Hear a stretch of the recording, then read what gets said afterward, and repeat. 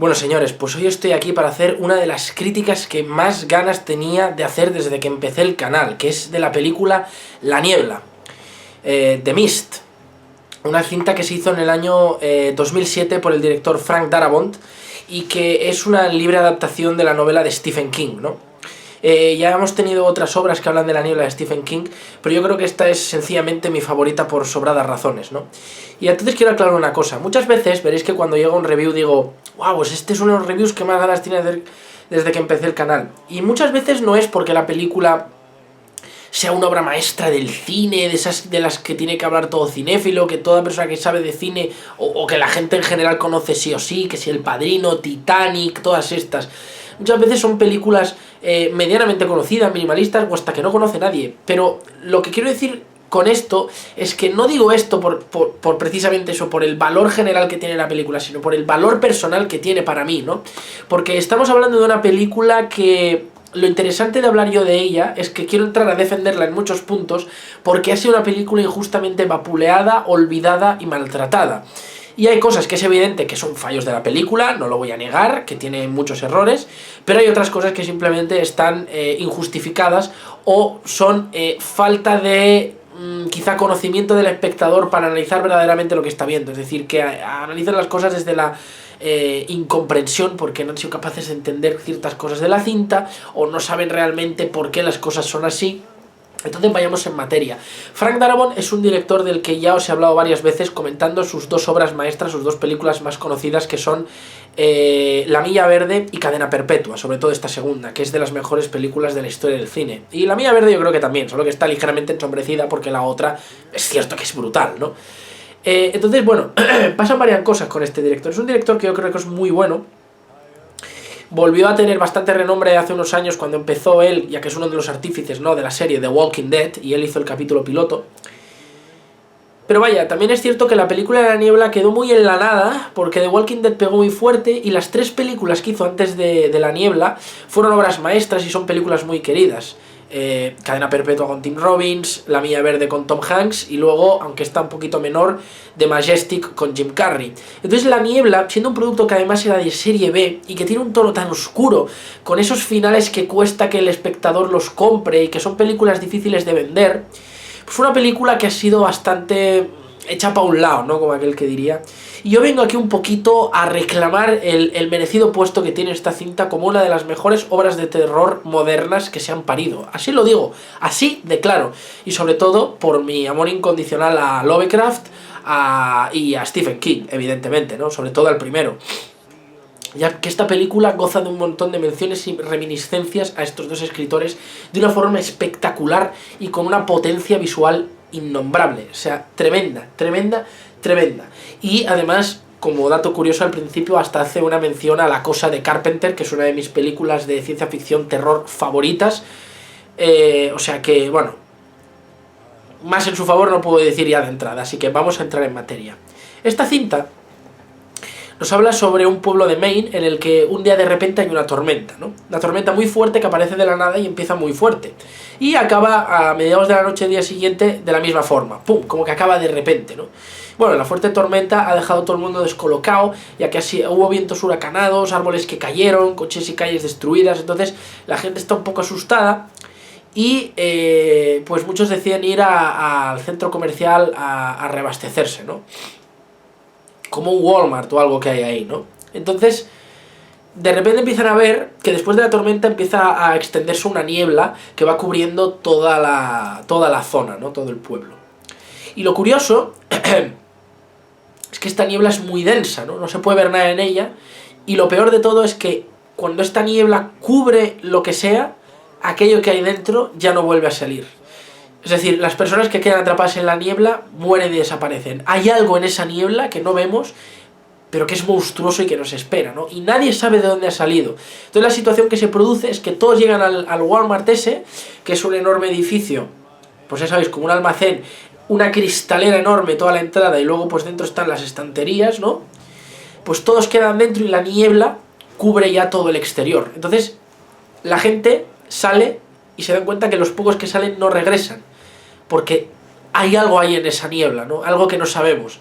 Y entonces la gente no tiene más remedio que parapetarse y encerrarse en el Walmart este y evitar que la niebla entre, porque si la niebla entra van a morir. Entonces crea una situación muy interesante esta película, porque encierra a los protagonistas, a todos los personajes en el supermercado, un montón de gente, bastante gente, y los deja directamente en un escaparate hacia el horror, porque el cristal permite ver lo que hay fuera, que realmente no se ve nada, que es la niebla, pero están seguros y además pueden ver lo que hay fuera. Entonces el escenario planteado en la película es perfecto. Como protagonista de la cinta tenemos a Thomas Jane.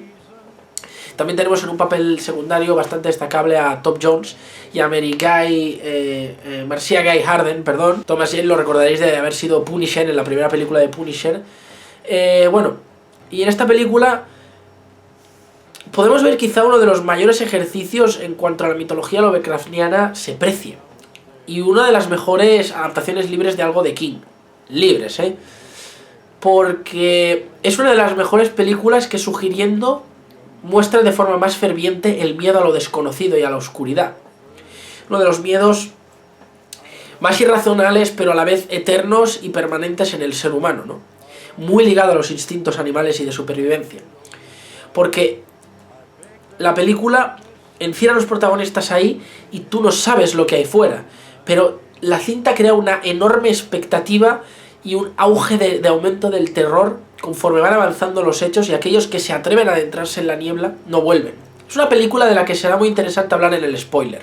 Fuera de ella simplemente os diré que pese a que hay un momento en el cual se rompe la barrera entre sugerir y mostrar, que le hace bajar un poquito el nivel a la cinta, a nivel general para mí es una obra maestra de Frank Darabont. Probablemente, aunque sé que a nivel general Cadena Perpetua o La Milla Verde son cintas que se pueden poner muy por encima de La Niebla, si me das a elegir cuál ver, elegiré seguramente muchas más veces La Niebla, porque aunque es una cinta de serie B y los personajes son más personajes que personas, los diálogos a veces están un poquito forzados y la situación escala y va avanzando de una forma demasiado rápida,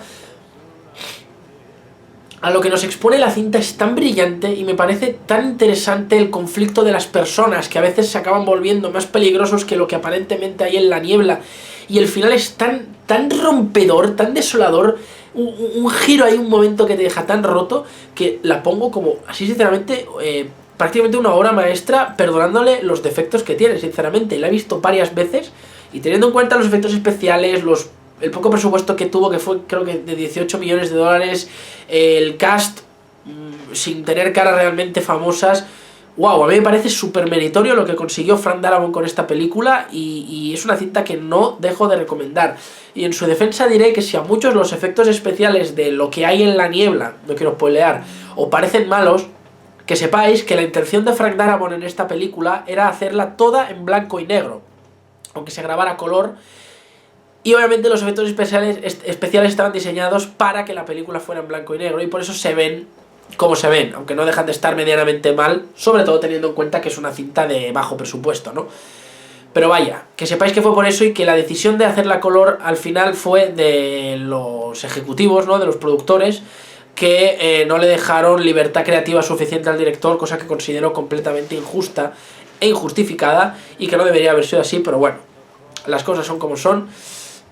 Os invito a que pongáis la película en escala de grises y comprobéis un poco lo que os acabo de decir, veréis cómo os daréis cuenta de algunas cosas. Y sí, no excuso de la película de ser un poco telefilmera y tener planos con pocos recursos, pero en general es una película que por su contenido, las situaciones que se crean, los diálogos y sobre todo ese final y cómo mantiene la atención en todo su metraje me parece maravillosa. Dicho esto, vamos con spoilers, que aquí viene lo interesante. Bueno, en la película, ¿cómo decirlo? Van pasando muchas cosas. Esencialmente, llega un momento en el que la línea entre sugerir y mostrar se rompe cuando aparecen los tentáculos aquellos, ¿no? Entonces descubrimos que lo que hay en la niebla y que hace que mate a las personas en ese insondable frío y oscuridad son una especie de criaturas del Averno, como monstruos, ¿no? Pero monstruos de pesadilla, seres gigantes con tentáculos, como insectos gigantes que vuelan, arañas enormes que atrapan a la gente y les pone huevos dentro y les explota a la gente y salen las arañas, y como moscas gigantes, ¿no? Y seres insectoides y reptilianos enormes, carnívoros, ¿no? pues como que es cierto que la película pierde un poco su gracia, pero yo creo que es un gran acierto, en contra de lo que dice mucha gente, lo de mostrar las criaturas de la niebla. Primero, que muchas no las muestra del todo, eso ya es algo que aplaudir. Segundo, que yo lo veo necesario por el hecho de que también tenemos que conocer qué es lo que hay fuera, y ese quizás sea uno de los mayores atractivos de la película. Que al quizá no haber explicación ni haber visto nada hubiera sido demasiado sabor a poco, ¿no? Para el espectador. Vamos, yo creo que la gente a veces no piensa en lo que hubiera sido esta película en todo su metraje si no hubiéramos visto una puta mierda y si no hubiéramos tenido algunas escenas que aparecen en la cinta como cuando van a la farmacia o cosas así, ¿no? Entonces, veo bastante estúpido en la película criticarle eso. Creo que en su justa medida hicieron bien mostrándonos las criaturas de diseño lovecraftiano brillantes, que a mí me encantaron cómo están diseñadas, y ver criaturas de silentginianas y de mundos de pesadilla, que yo a veces he visto en mis pesadillas, encarnadas en una película. A mí me encantó. Y vosotros imaginaos estar en esa situación, en aquel supermercado con vuestra gente, vuestros seres queridos, que aparecen esos monstruos a través del cristal, ¿no? Hostia, te cagarías de miedo. Pues eso es lo que consigue perfectamente la película, que te horrorices ante esas criaturas, ¿no?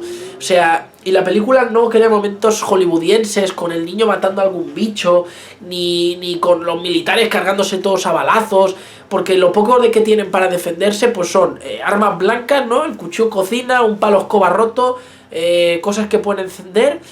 Y alguno, pues hay uno que tiene una escopeta, otro tiene una pistola, pero vaya, poco, poco. O sea, que juega muy inteligentemente sus cartas la película. Eso es lo que la hace entretenida, y que aunque muchos momentos no veamos nada y la acción se centre en los diálogos de los personajes, lo veamos todo no realista al 100%, pero sí consecuente con lo que sería la realidad. Eso es lo que me gusta. Estamos en una historia de ficción, pero en la que fácilmente nos podemos meter en la piel de los personajes, y eso me gusta. Luego, una cosa que destacaría mucho es el personaje de Marcia Gay Harden, que es la loca esa, la religiosa, la fanática religiosa, que hace como de profeta, que dice que es un castigo de Dios, que llega el apocalipsis, ¿no? Y cómo la gente poco a poco se va dejando convencer por sus delirios paranoides, ¿no? Esto es una cosa muy interesante a modo de crítica a la religión y a la manipulación de las masas en la cinta, y un muy buen acierto de Frank Darabont, porque realmente ha objetivizado muy bien lo que es el raciocinio y las presunciones o asumir las cosas, ¿no? Que es lo que hace un bando y el otro, el bando de los protagonistas y el bando de los que están de parte de la loca esa, ¿no? Entonces, es una situación en la que toda la gente del pueblo está reunida, pensároslo, sobre todo si sois de pueblo entenderéis más todavía por qué digo esto, y donde la loca o la rara del pueblo por primera vez se puede sentir protagonista y todos le hacen caso cuando la trataban de una rara, porque, bueno, mediante verborrea aquello que aparece en aquel libro que tanto idolatra, la Biblia, pues parece tener sentido. Es decir, la diferencia entre la gente racional y con ojo científico que intenta ver las cosas desde una perspectiva objetiva, y aquellos a los que son ilusos, que fantasean, que viven de arrodillarse y juntar las manos para su amigo imaginario en las alturas, que cuando ocurren situaciones de desconcierto, cuando están frente a lo desconocido, todo lo resuelven con la palabra Dios, ¿no? Y se atribuyen a ellos toda la verdad, disfrazando lo de los demás de blasfemia, mentira o herejía, ¿no? Y es muy interesante el conflicto que se establece, porque aunque es bastante exagerado el nivel de paranoia al que lleva la pava y lo rápido que se alían todos con ella, yo creo que esto no es más que una aceleración por la duración de la cinta, para que entendamos qué nos expone el director, que no es otra cosa que que darnos cuenta que bajo toda esa moralina de bondad de la religión a veces se esconde gente que por debilidad mental y por poca entereza es cobarde, es débil, y en el fondo, disfrazando su fe de virtud, pone la vida de los demás por detrás de la suya y hace prevalecer su existencia y su seguridad por delante de los demás, disfrazándolo de causas religiosas y mierdas así, ¿no? Y así es como han ido los intereses de los religiosos y de la iglesia muchas veces. Es algo muy interesante expuesto en la película, y sin que haya un solo cura o imagen eclesiástica para que los religiosos puedan venir y decir: ¡ay, bueno, pero eso es la iglesia, la gente que tiene fe no tiene nada que ver! No, es que aquí precisamente va de eso, no de la institución eclesiástica ni del catolicismo, sino de los religiosos en sí, ¿no? A veces. Entonces, no necesariamente tendría por qué haberse una persona cristiana, pero bueno, si estamos en Estados Unidos, donde la religión imperante, y en gran parte del mundo es así, es el cristianismo, pues va a ser una cristiana. No va a ser una persona que sea, pues yo qué sé, árabe, ¿no? Que crea en Alá. Entonces, veo esto muy interesante. Y Dios, os juro que el personaje es tan hostiable y cae tan mal, me cago en su puta madre, porque de hecho en la vida te encuentras a veces a gente así, que cuando se lo carga el personaje de Toby Jones un tiro en el revólver, os lo juro que salté de la puta silla, aplaudí y dije ¡sí! Dios, nunca me había alegrado tanto de que se cargaran un puto personaje en una película, ¿no? Y a veces veo la película y la escalada de tensión en esa escena, y cuando se la cargan me da un vuelco el corazón y ¡oh! me llena de satisfacción diciendo ¡jódete! Dios, cansina, ¿no? O sea, muy bien cómo ha tratado a los personajes Darabont. Y sobre todo, y lo más importante, el final de la película. Al final los pocos supervivientes, la pareja de ancianos, el protagonista, la mujer y el hijo, escapan en el coche, ¿no? Huyendo de la locura del supermercado, donde realmente los fanáticos de dentro se habían convertido en algo más peligroso, peor que los monstruos que había afuera, y huyen, ¿no? En el coche. Y es curioso porque van atravesando la espesura de la niebla, y en las inmensidades de oscuridad ven criaturas como una especie de monstruo gigante, con unas patas gigantes, con un diseño lovecraftiano bellísimo. Sí, es una criatura horrible, pues lo juro que se me iluminaron los ojos cuando vi eso, ¿no? Esas criaturas, Dios, las referencias a Lovecraft en esta película me encantan, y la explicitez con la que muestran las criaturas, reitero, me encantan, aunque sean bichos con CGI, ¿no? Y lo más curioso, se les acaba la gasolina y quedan en medio de la nada, y dicen, si salimos, nos van a matar esos monstruos. Pero lo hemos intentado. Es muy interesante la película cómo nos muestra a veces que todas las decisiones que tomemos a veces en situaciones arriesgadas y de enfrentarnos a lo desconocido, como muchas cosas en la vida, todas las decisiones tienen un riesgo. Y al final la película te hace plantearte quién tenía más razón que quién actuó mejor y quién actuó peor, ¿no? Quién tuvo suerte y quién no. Y a veces en la vida es así, es por eso que me gusta mucho también esta película. Total, que llegan al final y tienen el revólver y dicen, pues mejor suicidarse que dejar que nos maten esas bestias, ¿no? Pero son 5 en el coche y miran el revólver y dice, solo tiene 4 balas, ¿no? Y entonces llega ese momento en el que se dan cuenta de que uno de ellos no podrá morir, porque falta una bala. Entonces uno tendrá que matar a los demás y uno tendrá que joderse, tomar la dolorosa decisión de matar a los demás y luego salir y morir de una forma dolorosa y horrible, ¿no? Y esa responsabilidad le toca al protagonista, al padre, ¿no? Y tendrá que matar a la mujer y a su propio hijo. Dios, ¿os imagináis eso? Tener que matar a vuestro propio hijo así. Y después de tomar esa horrible decisión y tener que haber vivido eso, el padre destrozado, lo más impactante del final es la hostia que te mete la película, el director al final, ¿no? Ya que sale del coche esperando lo inevitable y de repente la niebla se empieza a disipar, empiezan a aparecer todo de militares que están ahí con lanzallamas y con armas asegurándolo todo, que han ido matando todos los bichos. Y al final resulta que eso de la niebla no fue el apocalipsis, fue algo como momentáneo o hasta local. Y la niebla, pues, o los militares ya han conseguido revertir el proceso aquel, o simplemente es que han ido eliminando los bichos, ¿no? Y la niebla desaparece, y te das cuenta que todo lo que han vivido y el sacrificio que acaba de hacer el padre de matar a sus seres queridos ha sido en vano. Si hubiera esperado en el coche 2 minutos más, no los hubiera tenido que matar. Todo por no saber que a 30 metros estaba ya la salvación. Te mete una hostia ese final en toda la cara. Es uno de los mejores finales para mí de una película que yo haya visto. Es sencillamente brillante. Sencillamente brillante. Y lo mejor de todo es la cara de tonto que se te queda, igual que el padre cuando ve el escenario y que le va a tocar vivir sabiendo que se equivocó en su decisión. ¡Wow! ¡Wow! De verdad, sin palabras. O sea, impresionante de cabo a rabo esta película. Una cosa que sí tengo que decir es que es un poco estúpido la idea esta de las balas. Porque si los ancianos se hubieran puesto juntos con una cabeza pegada a la otra y se hubieran pegado un tiro, la bala les hubiera atravesado la cabeza, hubieran muerto los dos y les hubiera quedado una bala para todos. Pero bueno, no vamos a entrar en eso. Eso es algo que siempre se me ocurrió, pero bueno, se lo perdono, porque diciendo que quedaban 3 balas en vez de 4 y haciendo que los ancianos se suicidasen de esa forma, estarías en la misma tesitura, ¿no? Así que técnicamente perdonable, ¿no? La idea era solo una forma más rápida de llegar a la conclusión que quería el director y no pasa nada. En fin, para mí una película inmensa y de mis favoritas de este director y del cine en general, así lo digo. Gracias. Early one morning, with time to kill, I borrowed Jeb's rifle and sat on